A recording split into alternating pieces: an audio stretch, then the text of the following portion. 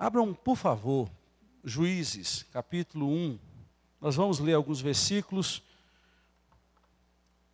de Juízes, capítulo 1 ou capítulo 1. O texto também vai ser projetado.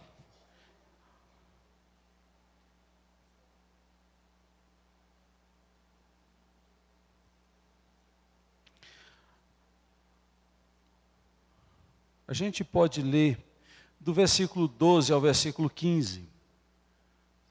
Do 13, tá bom, do 13. Do 13, já está projetado o 13.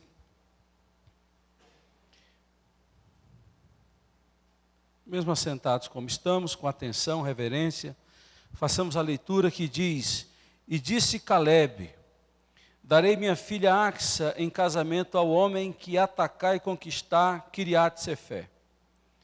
Otiniel, filho de Kenaz, irmão mais novo de Calebe, conquistou a cidade. Por isso Calebe lhe deu sua filha Axa por mulher. Um dia, quando já vivia com Otiniel, ela o persuadiu a pedir um campo ao pai dela. Assim que ela desceu do jumento, Calebe lhe perguntou: O que você quer? Ela respondeu, vamos ler todos juntos?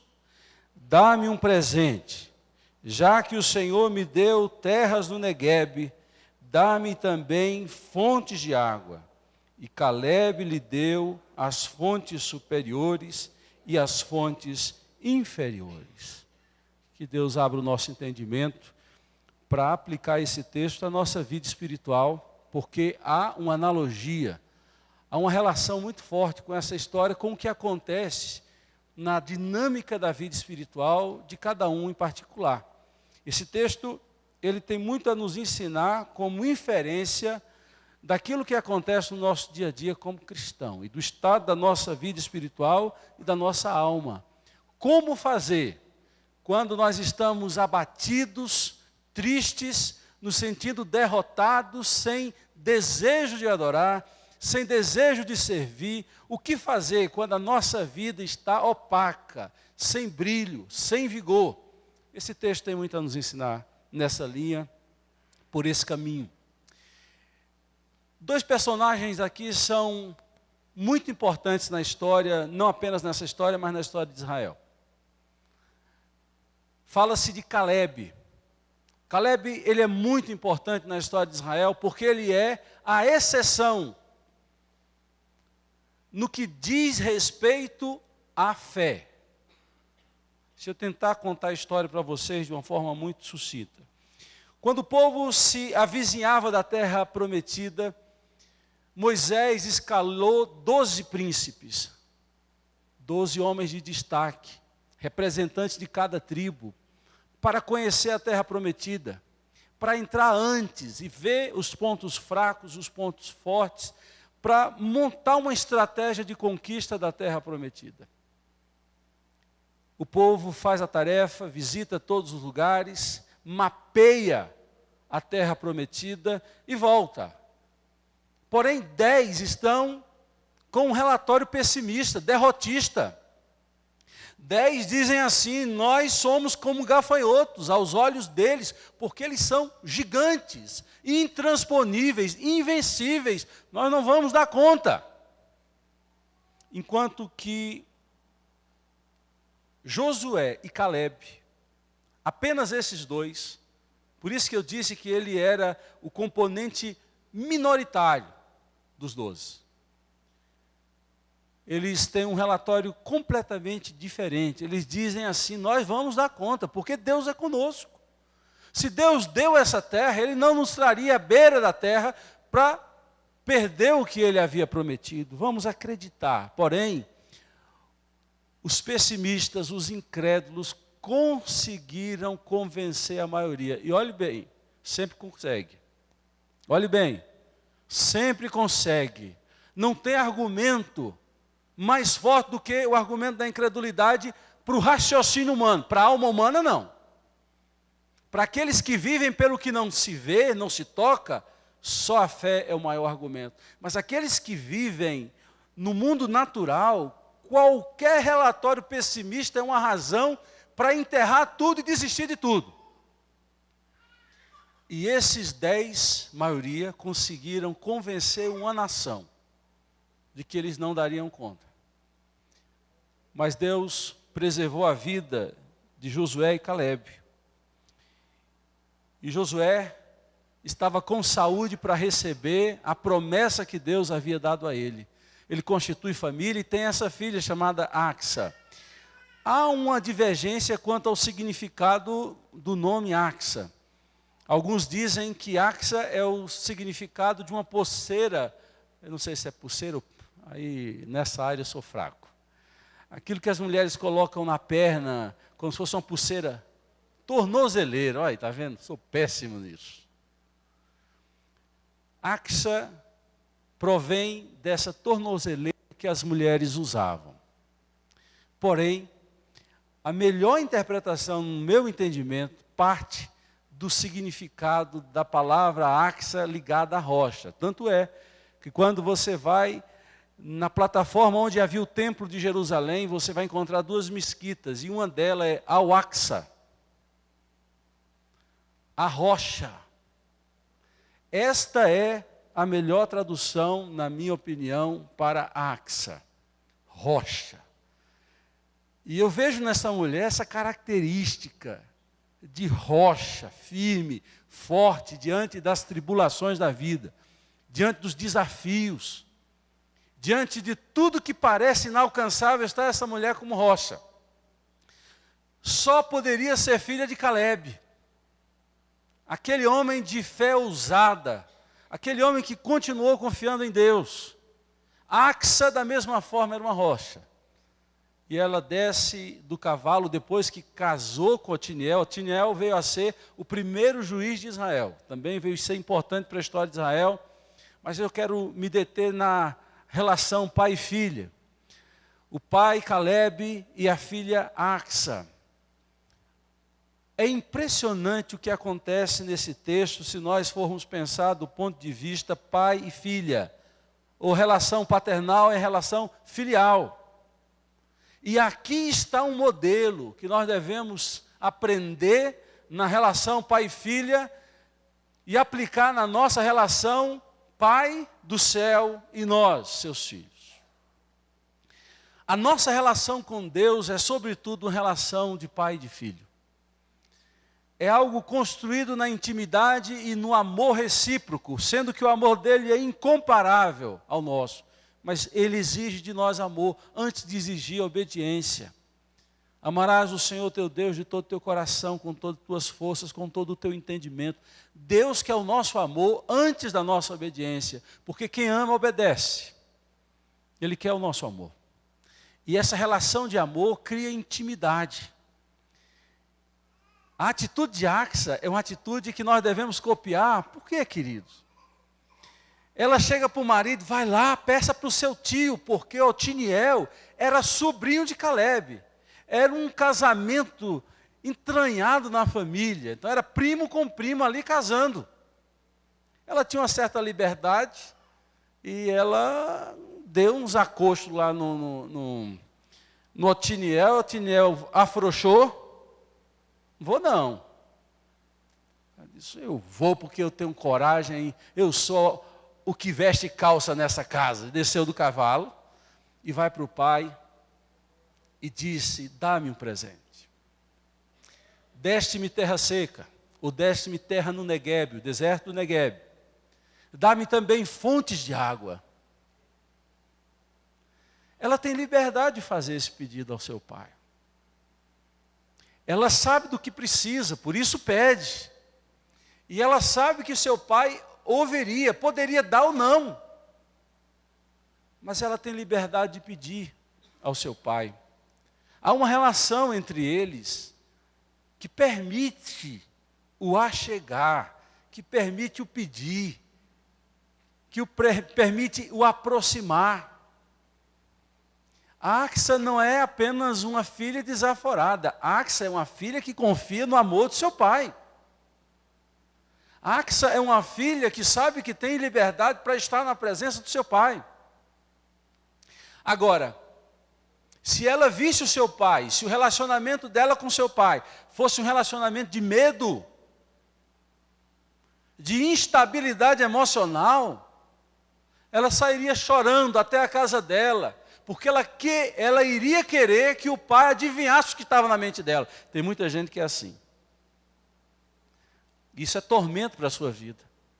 Você não tem coragem de abrir o coração para ninguém e às vezes fica esperando que o marido descubra o que está na sua cabeça, ou que seu amigo descubra o que está na sua cabeça, a sua vontade. Se você não falar, não tem como saber.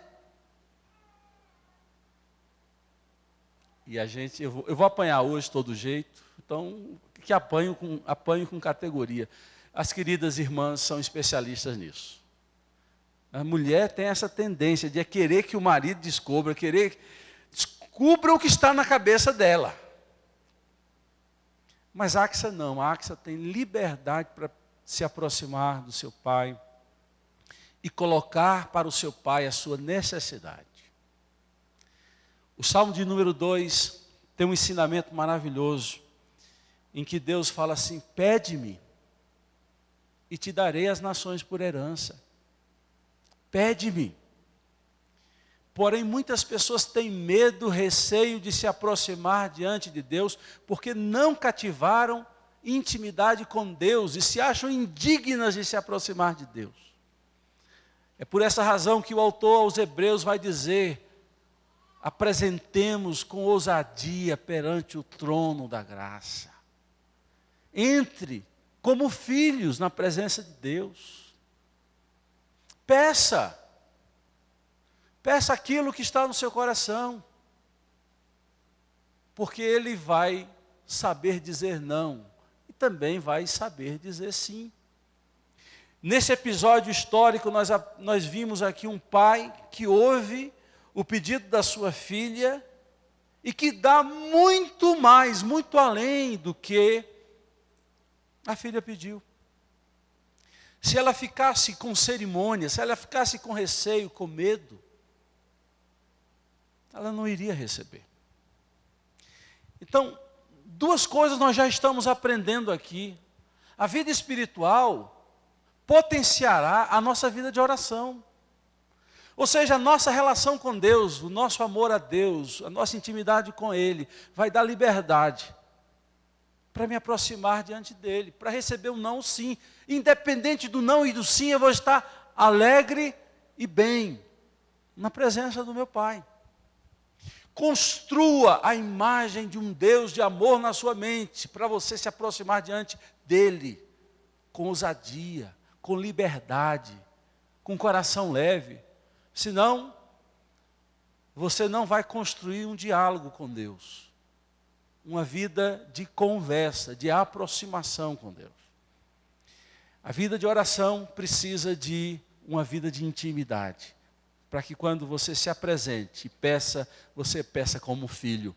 E não como um empregado que fez alguma coisa e que busca o direito de receber algo.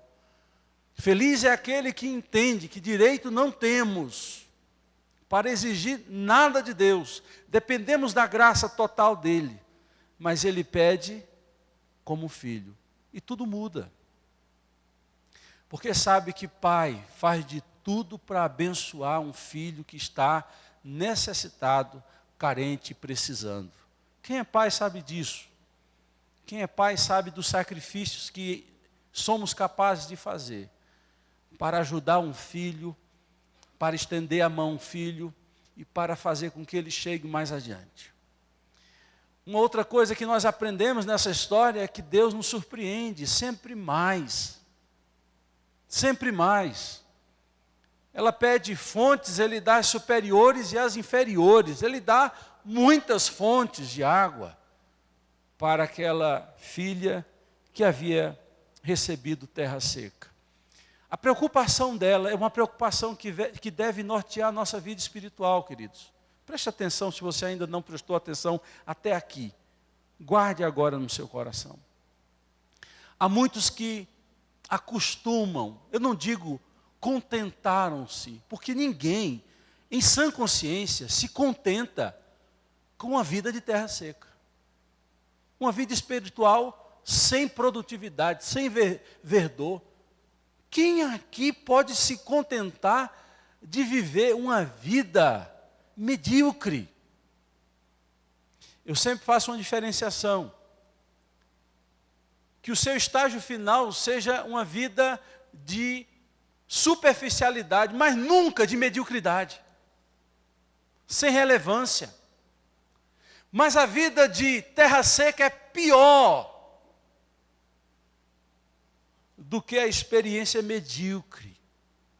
Medíocre é viver abaixo da média.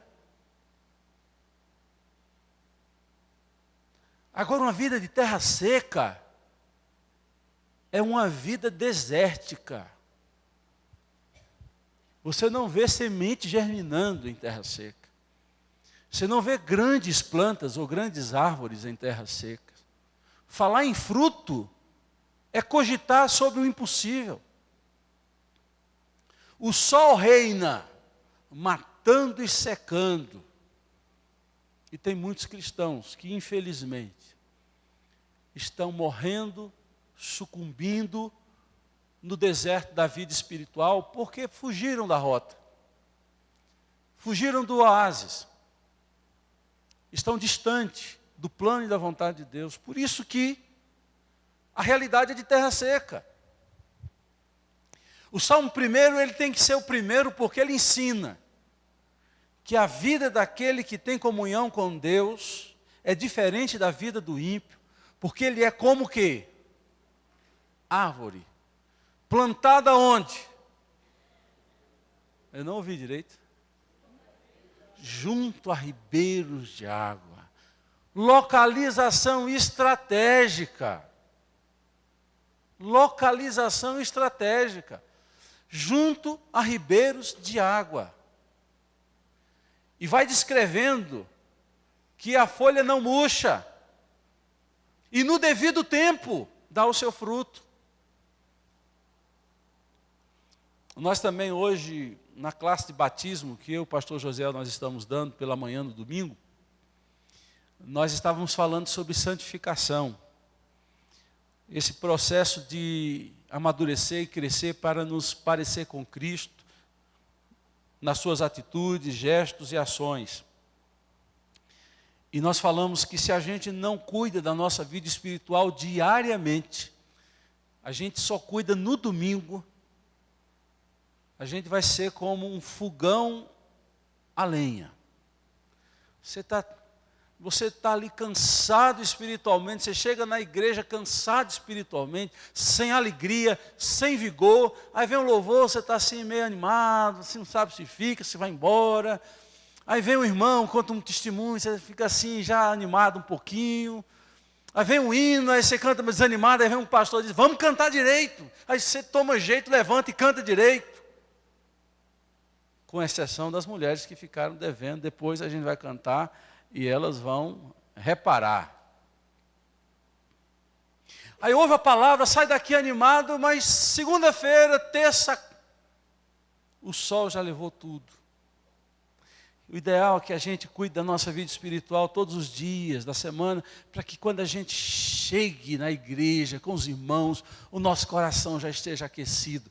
Aí o nosso coração, quem busca a Deus toda semana, é igual fogão a gás. Pega. Ele já chega levantando a mão, ele já chega contente, ele já chega feliz, porque ele não está em dieta espiritual, comendo domingo a domingo. Ele come a palavra todo dia, ele está na presença de Deus todo dia. Ele cuida da sua vida, das suas emoções. A gente precisa ter cuidado, porque senão a nossa experiência espiritual vai ser de terra seca. E quem é seco não tem nada para dar. É vazio. A secura racha corações, sentimentos.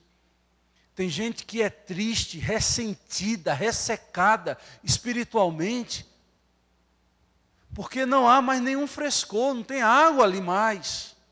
É terra seca.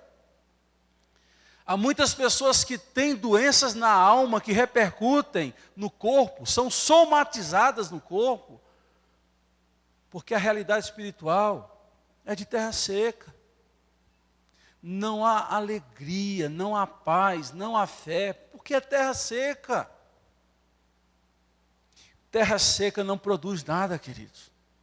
Terra seca não atrai ninguém. Desertos são sinônimos de solidão.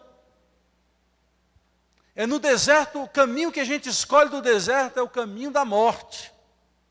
O deserto nunca deve ser uma morada, mas um lugar de transição, de passagem. Porque o Salmo 84 vai dizer, passando pelo vale árido, faz dele um manancial. Passando, não é habitando no deserto.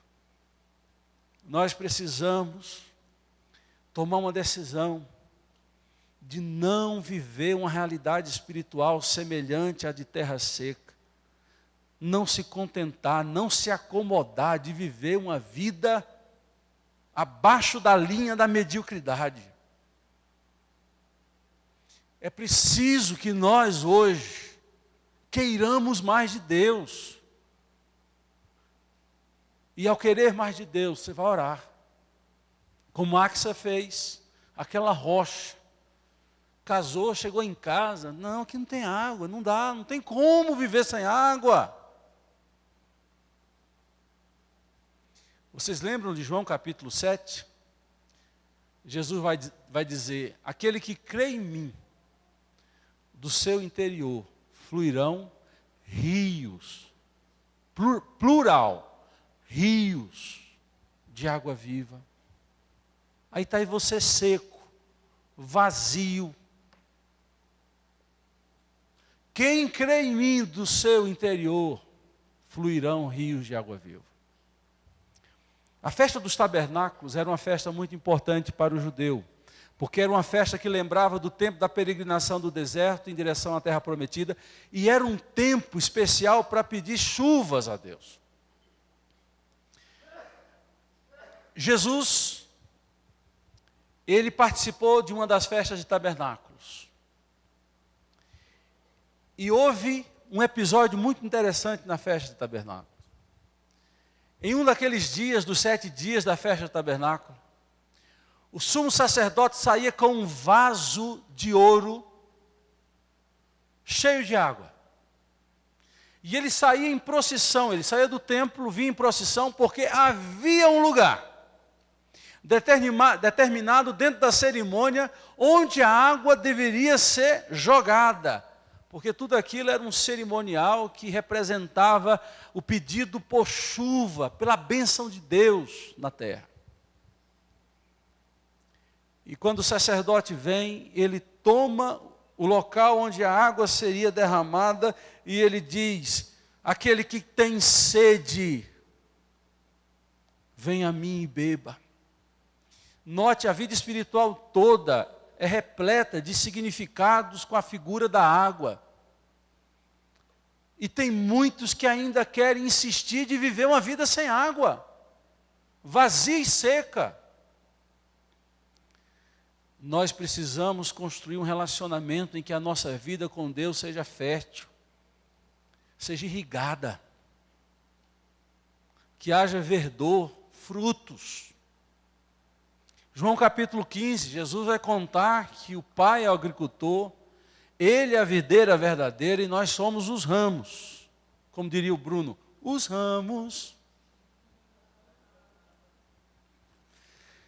E Ele vai mesmo acrescentar, aquele que estando em mim, ligado à videira, dará muito fruto. Se os ramos forem cortados, eles murcham, secam e não produzem fruto. Aí Jesus termina João 15 com uma máxima. Sem mim, nada podeis fazer. Meus queridos irmãos, terra seca jamais. Não vivam a dimensão espiritual semelhante à terra seca. E coloque as prioridades. Quando você for orar, antes de colocar os seus pedidos materiais, emocionais, financeiros, sentimentais, empresariais, peça por você. Diga a Deus: Senhor, meu coração não tem vontade de te buscar. Eu estou triste. Não tenho anelo pelas coisas espirituais. O meu coração está preso às coisas materiais, fugais, etéreis dessa vida. Não estou bem. Quem acompanhou a história de Elias sabe que quando a coisa complicou na vida de Elias, você sabe o que Elias fez? Foi para o deserto e pediu para si a morte. Ele disse: basta, não sou melhor do que meus pais. E pediu para si a morte. Tem muito crente pedindo para si a morte espiritual e ele está quase morrendo. E não é pastor que vai te salvar, não é seu irmão que vai te salvar. É você se colocar na presença de Deus e descobrir o estado da sua alma e poder clamar a Ele o vigor que vem do alto. Experimente jejuar. Experimente orar, pedir a Deus: Senhor, fala comigo de novo, aquece o meu coração, dá significado. Me faça ser mais desejoso por as coisas sublimes do teu Espírito, e você vai ser invadido, você vai ser revestido pelo poder do Espírito Santo, e Ele vai mudar os seus desejos, o bater do seu coração, vai ser outra coisa.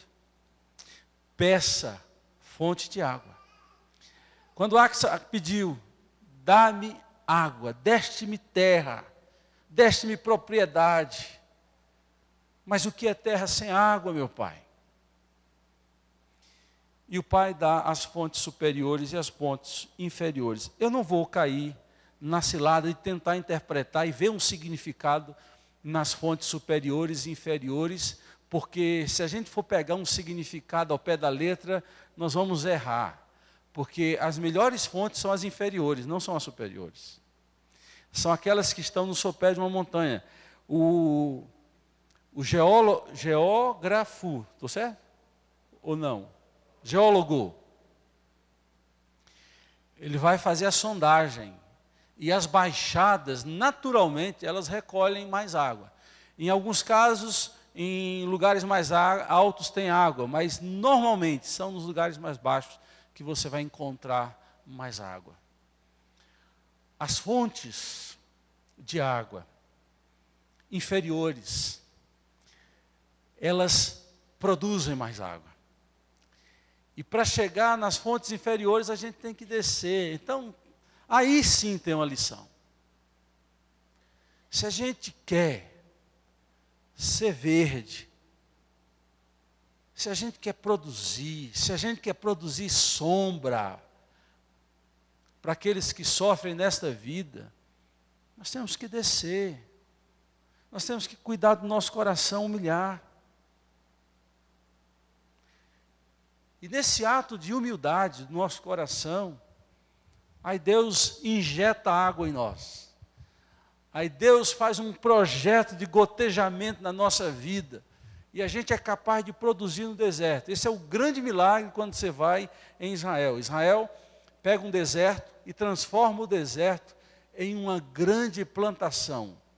Hoje Israel produz todo tipo de cereais, banana, manga, uva, naquele vale seco.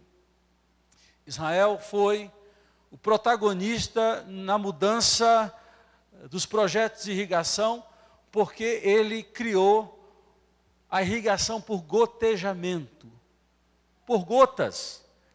Calcula-se em computador quantas gotas, dependendo da variação do clima, do calor, da umidade, quantas gotas aquela planta precisa para produzir. Veio para o Brasil, mas ainda nós confiamos no pivô central, que derrama muita água. Hoje eles estão irrigando com água salgada. São pioneiros nisso. Com água salgada, sim, é isso que eu estou falando. Com água salgada. E quando Deus investe em nós, a gente é capaz de uma fonte pequena, conseguir irrigar a nossa vida e de abençoar a vida de outras pessoas. Meus irmãos, nós não podemos perder a bênção de Deus porque nos afastamos das fontes da vida. Nós não podemos, de alguma forma, achar que é normal viver uma vida árida, sem oração, sem louvor, com muita reclamação, muito murmúrio. Nós não podemos nos contentar com a vida de tristeza, sem alegria. É preciso que, passando o que passamos, possamos estar na presença de Deus contentes, felizes, porque Ele é a razão da nossa esperança, Ele é quem nos sustenta, Ele é quem nos mantém. Axa desce do cavalo e diz: não, pai, não posso viver com terra seca. Não, pai, não dá. Sem água não dá. Um dos símbolos do Espírito Santo é água. Quando você vai para o Velho Testamento, Isaías, Jeremias, Joel, trazem a promessa de Deus. E a promessa de Deus é: eis que derramarei água sobre o sedento. Eu não sei como está o seu coração. Eu não sei se você se acostumou com a secura. Eu não sei. Secura espiritual, vazio espiritual, rachaduras espirituais, eu não sei. Mas aquele que hoje foi tocado, impactado por Deus e diz: Senhor, eu hoje sou uma rocha, hoje eu sou Axa, hoje eu vou me aproximar do Senhor e dizer: Pai, deste-me terra seca, dá-me fontes de água, e que o Senhor faça como fez com Axa, que o Senhor me dê as fontes inferiores e as fontes superiores, que o Senhor me dê mais do que eu mereça, mais do que eu peço, porque eu quero pedir as coisas espirituais, eu quero mais do Senhor. Irmãos, que daqui saiamos hoje com esse desejo no coração, desejo de ser encharcados por Deus, que a chuva espiritual caia sobre nossas vidas, e quem sabe, amanhã não chova literalmente, depois desse nosso pedido por água, por chuva. Mas se você está letárgico, indiferente, não dou conta, não vale a pena orar, eu não vou conseguir. Você não é uma rocha, você é como uma palha que o vento dissipa. Mas se você quer mais de Deus, é esse o momento. Curve sua fronte, baixe sua cabeça, se aproxime de Deus e peça que Ele derrame água na sua existência espiritual, que Ele molhe o seu coração, que onde há folhas secas, árvores murchas, aconteça um milagre de recomposição ao cheiro das águas.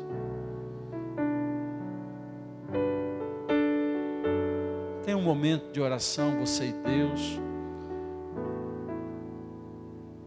Desça e peça ao Senhor água na sua vida.